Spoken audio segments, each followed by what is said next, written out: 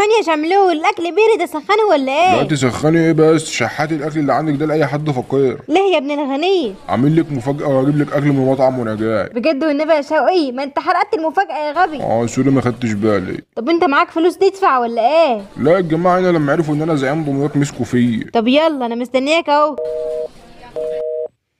الاكل عجب حضرتك يا باشا؟ بسم الله ما شاء الله اللهم بارك، حاجه جامده قوي. مبسوطين يا فندم ان احنا كنا عند حسن ظن حضرتك. لا يا عم الاكل فوق النمره واحد، الله الوكيل، انا اجي هنا كل اسبوع. تحت امر حضرتك طبعا يا باشا، اتشرف في اي وقت. بس انا معدتي صغننه كده ما قدرتش اكمل، لف لي الباقي بقى تيك اواي. مفيش اي مشكله يا فندم، طبعا تحت امر حضرتك. حبيبي يا حبيب اخوك، ما يمرش عليك ظالم. طيب يا فندم الحساب 3000 جنيه.